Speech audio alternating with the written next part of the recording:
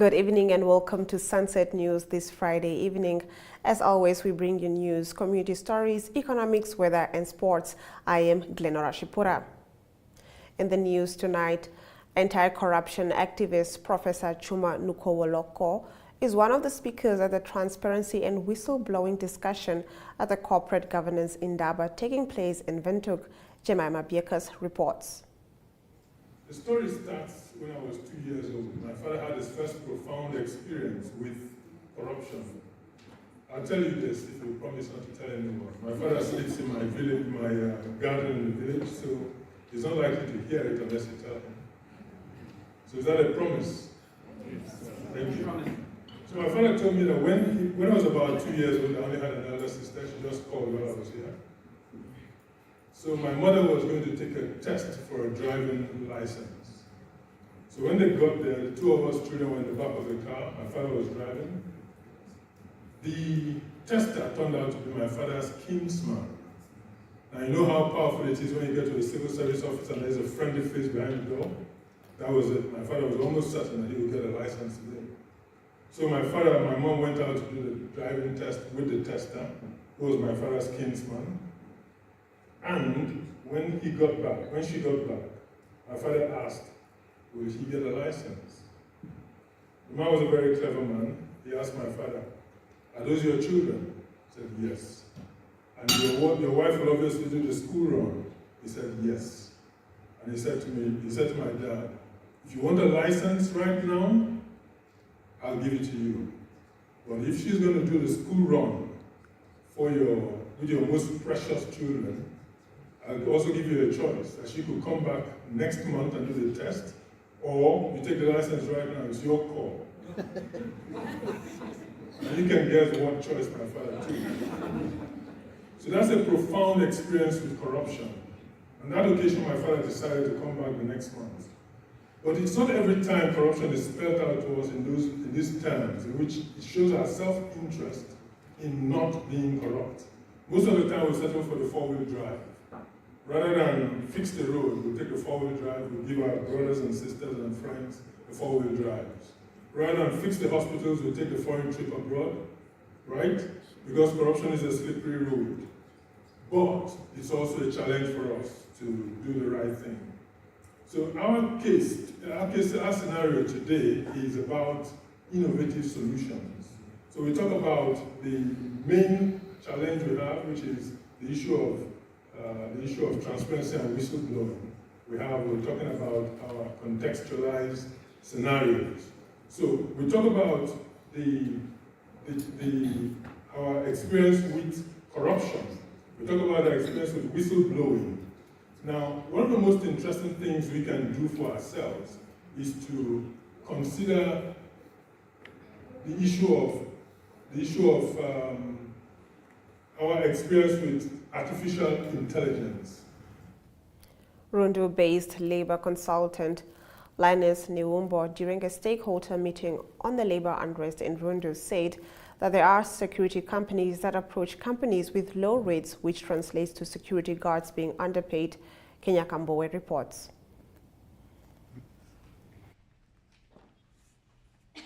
You get a security company mushrooming in this town. They will go to the shop owner and say that I'll give you a low rate. They will kick the security company or the rate standing there because the rates are higher. Now remember one thing, that there is a minimum wage. How do you pay the guards minimum wage with a low income? This translates to the security guards to be underpaid. Do we cover this? Do the security unions address this issue? It is a daily occurrence. I'm having a meeting 2 o'clock with the unions about this issue. I'm not a union. Where are they? So we must not blame shifting here. Like Comrade Shindubi said, let's do our work and keep on blaming other people. Now what translates this? There is an infringement about the law on minimum wage. The Labour Office have less manpower to enforce this. Is it not translating to a labour unrest? It will be certainly. The Swakopmund municipality, alongside its main sponsor, Rosing Uranium, launched Project Shine for 2022-2023. The mayor of Swakopmund, Dina Namubes, said that Project Shine has been successfully managed since it was first launched in 2007. According to her, the project has been running for more than 10 years, promoting cleanliness, recycling, and contributing to the social upliftment of the Swakopmund community. Let's take a look. In 2022-23, ladies and gentlemen, notably, the Project Shine has been successfully managed since it was first launched in 2007 on World Environmental Day, as audited by our PR officer. Today, the project has been running for more than 10 years and is promoting cleanliness, recycling, and contributing to the social upliftment within the Swakopmund community. I'm certain that we are all aware that the aim of the project is to create a platform where the community takes ownership of their own environment under the slogan, "Our environment, our responsibility." Thus, our efforts to preserve the environment is crucial to our every survival. Therefore, there is only one place we can find for our future leaders, and it is this planet. The project comprises of two environmental activities, namely a cleanup campaign and an awareness campaign respectively. The cleanup campaign was aimed at cleaning the main roads of Lita from Swakopmund to Arandes and to Henry's Bay, but has since been extended to the beaches and certain open spaces within Swakopmund, which we are certainly proud of. The awareness component of the project further focuses on creating awarenesses about understanding sustainability on a fundamental level, and in that we continuously promote and accentuate the importance of a clean environment, the benefits of recycling, and contributing to social improvement of our town. The Namibian Film Commission declares 2023 as the year of action. We take a look at this story after the break when we get into our story of the day.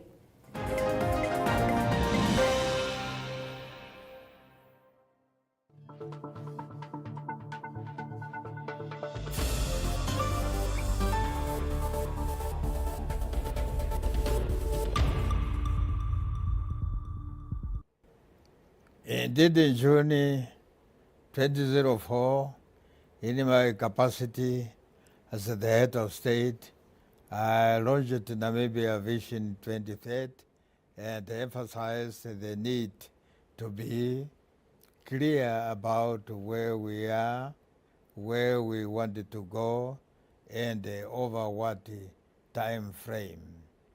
Thus, this vision is still valid and achievable in the remaining 7 years if we work hard and remain united as I believe that a people united striving to achieve a common good for all members of the society will always emerge victorious.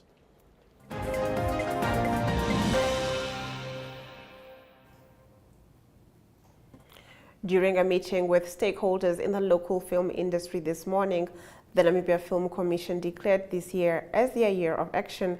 Among other things, the Film Commission aims to market Namibia as a film destination through its new strategy and to empower eager young filmmakers to flourish in this industry. Hi everyone, so my name is Kaylin Basson. I'm a local producer, a lawyer by training, but I'm also a film commissioner on the Film Commission's board. I also head the Filmmakers Association of Namibia, so I'm the chairwoman there.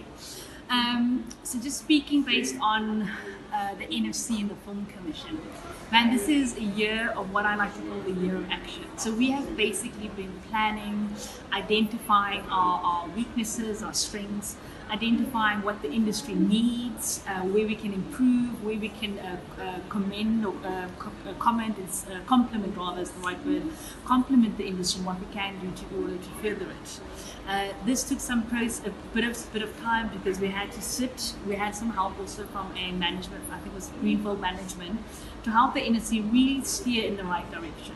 So we realized that we do a lot of things, but at the end of the board tenure, we can't really identify we've achieved A, B, C, and D.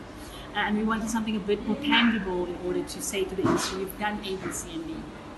So like with the presentations we had today, we identified key pillars and key focus areas. The innovation part, where we're really trying to support young and upcoming filmmakers in different things, not just filmmaking, but apps, gaming, anything that will further the industry out of the normal trajectory that we've been on. The biggest thing as well is the policies that we've been working on. We've been working very closely with OneUpTwo and their task force in order to establish this policy, because as I mentioned, we have the active parliament as the NOC, but that only allows us so much in movement or wiggle room. So now we need the policy to really further identify what we can do and how we're going to do it.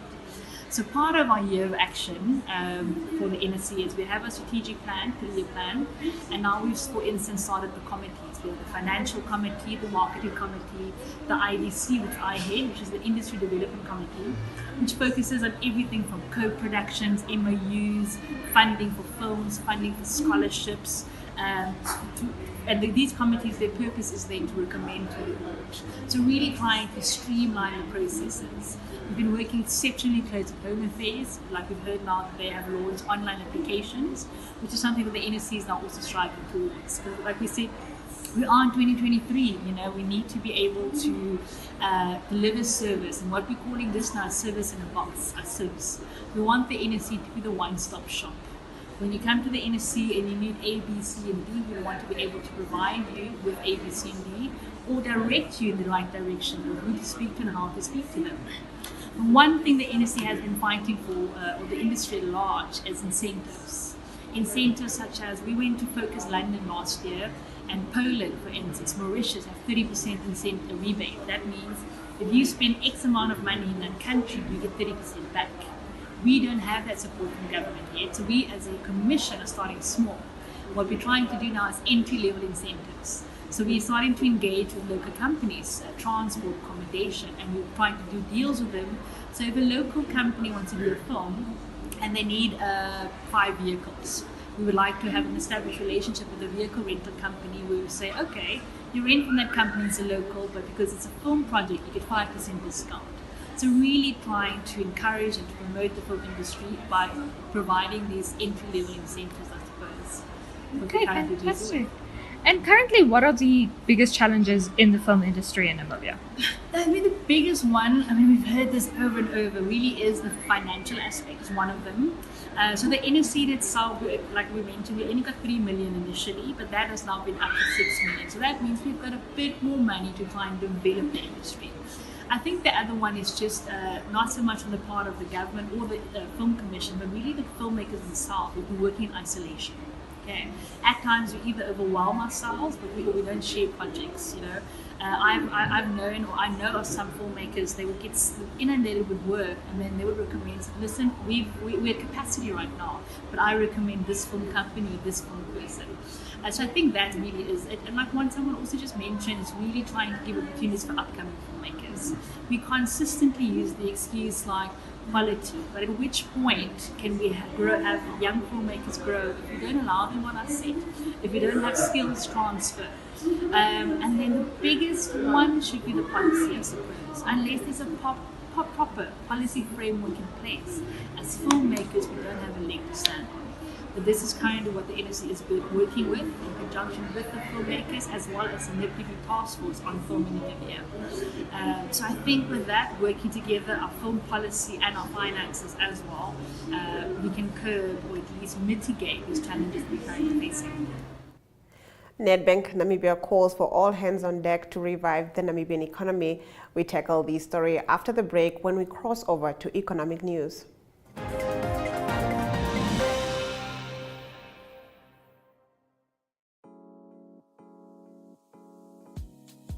My.NA Property Show provides viewers with the best in-class content, engaging interviews, as well as a showcase of the latest property-related products and services.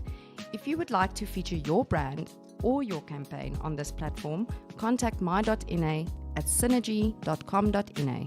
My.NA Properties, more than just a roof over your head.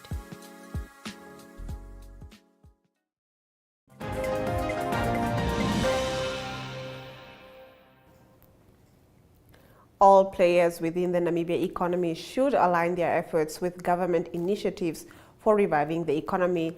This was the message of the Managing Director of Nedbank Namibia, Martha Murorwa, at an economic discussion in Swakopmund on Wednesday, which centered around Finance Minister Ipumbu Shimi's recent budget statement.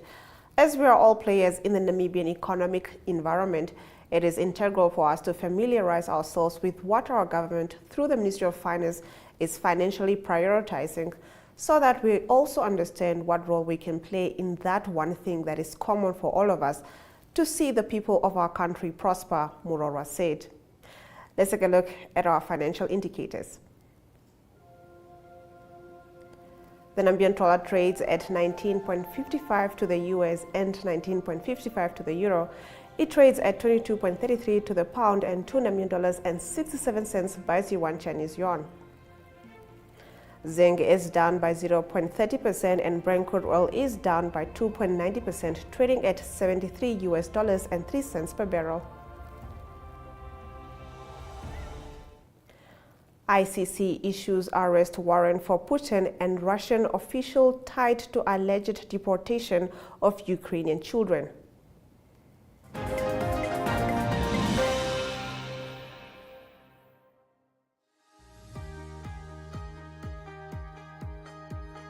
The Regional Review brings you news, views, and interviews from NMH correspondents from across the country.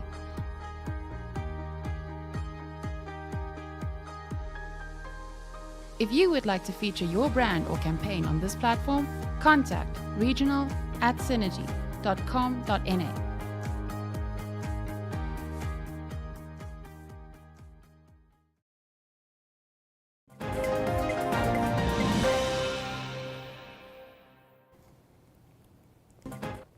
Getting into our international news, the International Criminal Court, ICC, has issued arrest warrants for Russian President Vladimir Putin and Maria Lvova-Belova, a member of Putin's government, it announced in a news release Friday.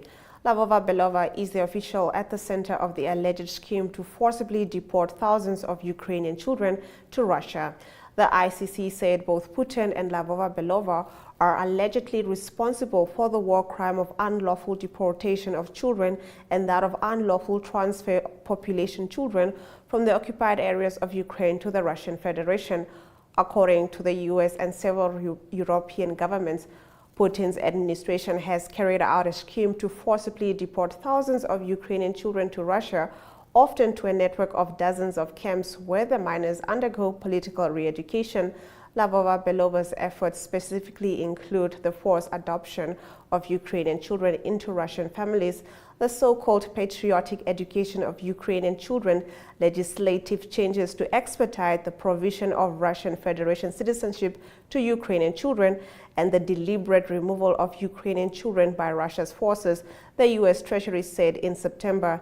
Her government title is Commissioner for Children's Rights in the office of the Russian president.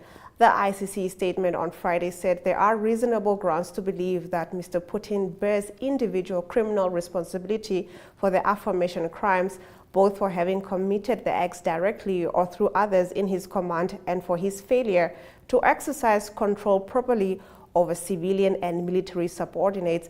Russia has characterized reports of forcible relocation as absurd and said it does its best to keep minors with their families. We'll be taking a look at the weather predictions shortly.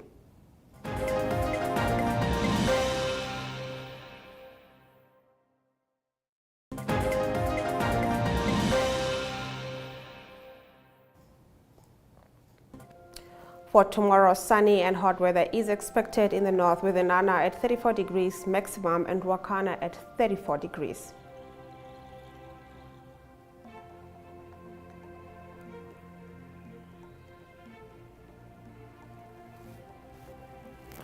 Partly sunny weather is expected along the coast, with a high of 22 degrees in Walvis Bay and 20 degrees in Henties Bay. For Sunday, weather predictions: sunny and hot weather is expected in the north, with Nana at 32 degrees maximum and Ruacana at 33 degrees.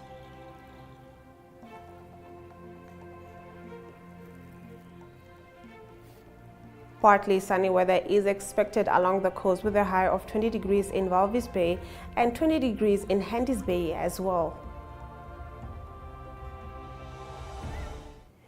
We take a look at the sports shortly.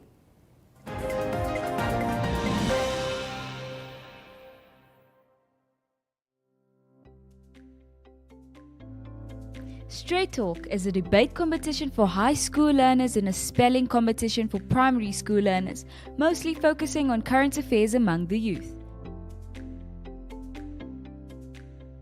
Contact Zone at synergy.com.na to share your products and services. Straight Talk. Don't raise your voice, improve your argument.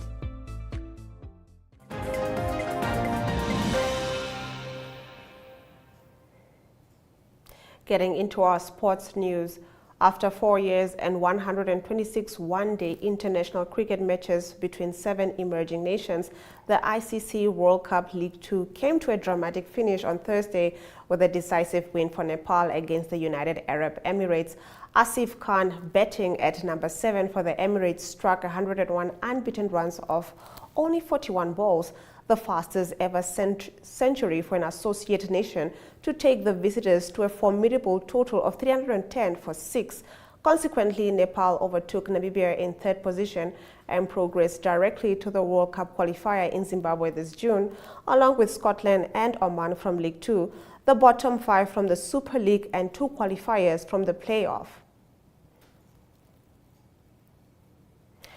School sports will come into focus this weekend as the Technical High School in Windhoek hosts its annual Henny de Waal Festival as a celebration of the country's independence.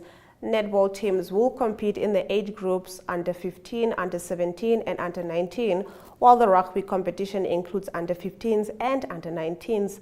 The 6 competing under 19 rugby teams are divided into 2 groups, with Pool A consisting of David Besuidenhout Okahanja and the host Technical High School. In Pool A, the big clash will be between Windhoek High School and Walvis Bay Private School, with MNK Gertz considered an outsider. The under-19 rugby final is scheduled for 4 p.m. on Saturday afternoon. The Namibia Rugby Union is hosting National 7 trials for men at the Hage Geingob Stadium, with 7 of the 8 Premier League clubs competing, with the exception of Grootfontein. The NRU has confirmed that David Philandra will act as caretaker coach of the National 7s team in their preparation of a tournament in June and July at a venue to be confirmed, with the aim of booking a spot at the Rugby Africa 7s Championship in Zimbabwe during September. Saturday's program starts at 10 a.m. with a semi-final scheduled at 4 p.m. and the Premier Division final at 25 past 6 p.m. The highlights follows shortly.